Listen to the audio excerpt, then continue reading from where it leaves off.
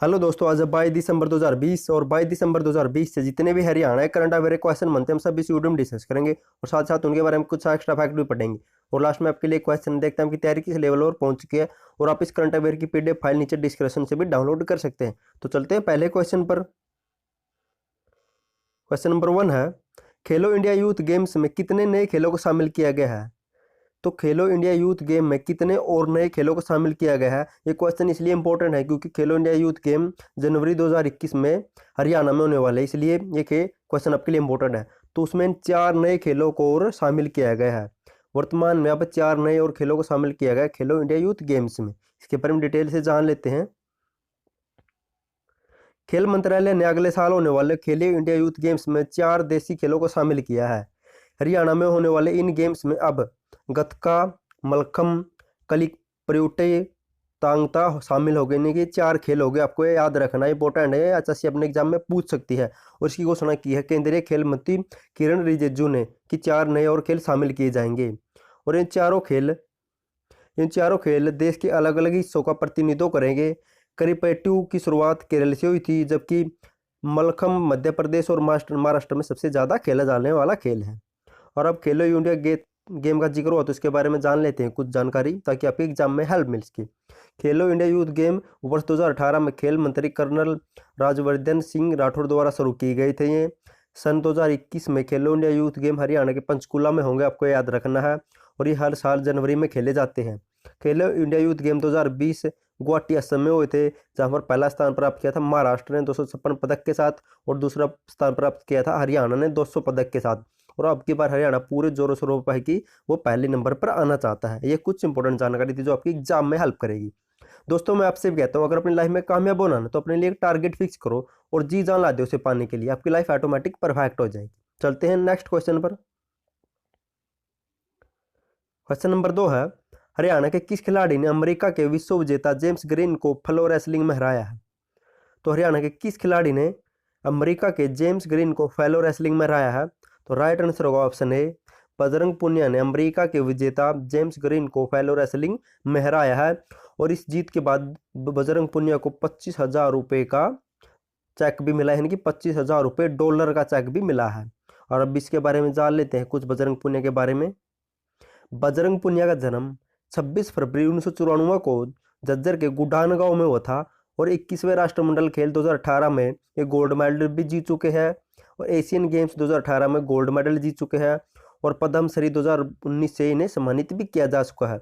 और ये current affair का नीचे का क्वेश्चन है, फिक्की ने 2020 का सर्वश्रेष्ठ खिलाड़ी चुना है बजरंग पुनिया को। आपको ये भी याद रखना, मोस्ट इंपोर्टेंट क्वेश्चन है। चलते हैं नेक्स्ट क्वेश्चन पर। क्वेश्चन नंबर 3 है, हरियाणा की किस महिला को बिग बॉस 14 में भाग लेगी? तो हरियाणा की कौन सी महिला बिग बॉस 14 में भाग लेगी? तो राइट आंसर होगा option A, Sonali Phogat Colors TV पर आने वाले बिग बॉस शो में भाग लेने जा रही है। ये क्वेश्चन आपके लिए इसलिए इंपॉर्टेंट है, आगे आपको बताता हूँ इसके बारे में। अब पढ़ लेते हैं डिटेल से। सोनाली को बिग बॉस में एंट्री तय है, इनकी बिग बॉस में जाने वाली सोनाली फोगाट वह हरियाणा की दूसरी महिला अदाकार होगी जो बिग बॉस के घर देखी जाएगी। इससे पहले बिग बॉस 11 में हरियाणवी डांसर सपना चौधरी भी अपना जलवा दिखा चुकी है। और ये जो सोनाली फोगाट है ये फतेहाबाद के बुदान गांव की रहने वाली है, आपको ये भी याद रखना। और ये सोनाली फोगाट कौन है तो आपको बता देता हूँ। सोनाली फोगाट ने 2019 का विधानसभा चुनाव हिसार जिले के आदमपुर विधानसभा सीट से लड़ा था। और लेकिन पूर्व मुख्यमंत्री भजन लाल के बेटे से कुलदीप बिश्नोई से यह चुनाव हार गई थी। इसलिए यह क्वेश्चन आपके लिए इंपॉर्टेंट है कि बिग बॉस के 14वें सीजन में हरियाणा की दूसरी महिला कौन सी है? तो सोनाली फोगाट, जो 2019 के विधानसभा चुनाव में हिसार के आदमपुर से चुनाव लड़ी थी, लेकिन भजन लाल के बेटे कुलदीप बिश्नोई से वह हार गई थी। और सोनाली फोगाट शायद आपको याद होगा तो ये टिकटॉक स्टार भी थी और टिकटॉक पर भी चर्चा में थी। चलते हैं नेक्स्ट क्वेश्चन पर। क्वेश्चन नंबर 4 है, दोस्तों अगर आपको वीडियो पसंद आए तो वीडियो को लाइक और चैनल को सब्सक्राइब जरूर कर दो, साथ में बेल आइकन दबा दे ताकि आने वाली हर वीडियो को नोटिफिकेशन आपको मिलता रहे और आपकी तैयारी बेहतर तरीके से चलती रहे। क्वेश्चन नंबर 4 है, हाल ही में मधुसूदन पाटिल का निधन हो गया, वे हिंदी के किस क्षेत्र से जुड़े थे? तो किस क्षेत्र से जुड़े थे वे? तो राइट आंसर होगा ऑप्शन बी, वो व्यंग कवि थे। अपने व्यंगों के द्वारा समाज में फैली गई बुराइयों पर व्यंग करते थे। तो ये वेंग कवि थे, इनके बारे में जान लेते कुछ। वैसे तो इनका जन्म महाराष्ट्र में हुआ था, मधुसूदन पाटिल का, लेकिन ये हरियाणा में भी काम करते थे, इसलिए यह क्वेश्चन आपके लिए इंपॉर्टेंट है। मधुसूदन पाटिल 1971 से 2000 तक हिसार के छाजूराम मेमोरियल जाट कॉलेज में स्नातकोत्तर हिंदी विभाग के अध्यक्ष भी रह चुके हैं। उनकी प्रकाशित कृतियाँ व्यंग संग्रह अथा व्यंग, हम सब एक, शिकायत है उनसे, देखन में छोटे लगे, मामक शरण, प्रेम भी हाट बिगाए, माँ तुझे समीक्षा, उर्वशी एक अध्ययन, प्रेमचंद समीक्षा आदि इसकी प्रमुख व्यंग रचना थी, आपको याद रखना है।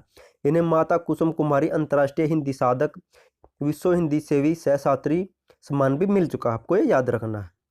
चलते हैं नेक्स्ट क्वेश्चन पर। क्वेश्चन नंबर 5 है,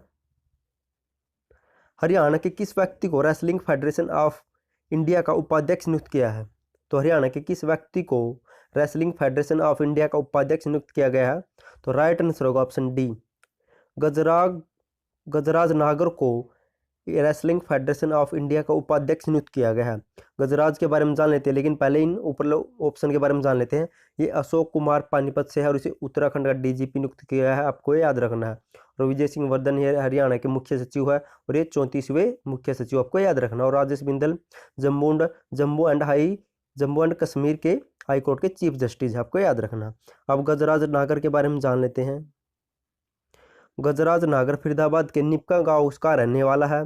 रेसलिंग फेडरेशन ऑफ इंडिया का उपाध्यक्ष चुना गया है गजराज नागर, और ये तो उपाध्यक्ष है, तो इसका अध्यक्ष कौन है? तो सांसद ब्रजभूषण शरण, उत्तर प्रदेश के गोंडा से सांसद है, ये इसके अध्यक्ष है। चलते हैं नेक्स्ट क्वेश्चन पर।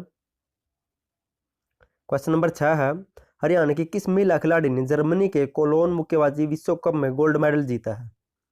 तो हरियाणा की किस महिला खिलाड़ी ने जर्मनी के कोलोन में होने वाली मुक्केबाजी विश्व कप में गोल्ड मेडल जीता है? तो राइट आंसर होगा ऑप्शन बी, मनीषा मोन ने जर्मनी के कोलोन में होने वाली मुक्केबाजी विश्व कप में गोल्ड मेडल जीत चुका है, और इन्होंने अपने देश की ही महिला को हराकर गोल्ड मेडल जीता है, और साक्षी को हराकर इन्होंने गोल्ड मेडल जीता है, और साक्षी को रजत पदक मिला है। ये वो साक्षी मलिक नहीं है, आपको याद रखना, ये मुक्केबाजी की प्रतियोगिता है। अब मनीषा मोन के बारे में जान लेते हैं। मनीषा मोन कैथल की रहने वाली, आपको याद रखना। और अब खेल जर्मनी में होते तो जर्मनी के बारे में पढ़ लेते हैं कुछ।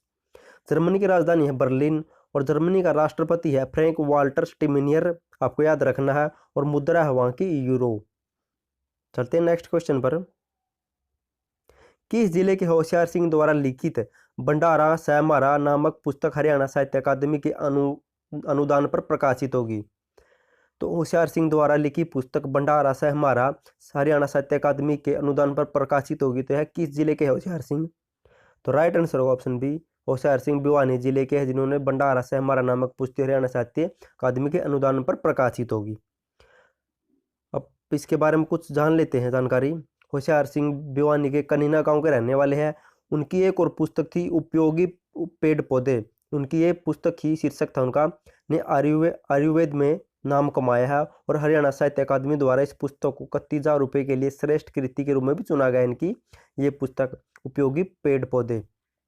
अब जिक्र हरियाणा साहित्य अकादमी का हुआ है, तो इसके बारे में जान लेते हैं। हरियाणा साहित्य अकादमी की स्थापना 9 जुलाई 1970 को हुई थी। अध्यक्ष है मनोहर लाल, इनकी जो भी मुख्यमंत्री होता है, और निदेशक है इसके डॉक्टर चंद्र तिकरा, आपको ये याद रखना है। नेक्स्ट क्वेश्चन है, निम्नलिखित में से किस जिले में integrated command and control centre की स्थापना की गई है या की जाएगी? तो राइट आंसर होगा ऑप्शन सी, यह करनाल में स्थापित किया जाएगा। और यह क्या है? Integrated command and control centre, यानी एक ही जगह पर कोई बड़ा भवन बनाकर वहां पर जो करनाल शहर की सारी गतिविधियों पर नजर रखी जाएगी, जाके स्ट्रीट लाइट होगी, कैमरे हो गए, सिग्नल हो, जो भी ट्रैफिक सिग्नल हो गए, और जो भी ये सड़कों है, इनकी जानकारी सभी इस कमांड सेंटर से सभी की निगरानी रखी जाएगी, जहाँ भी जो कुछ होता है तत्काल सूचना मिल जाएगी। अब जिक्र करनाल का हुआ, तो करनाल के बारे में कुछ पढ़ लेते हैं ताकि आपका रिवीजन होता रहे।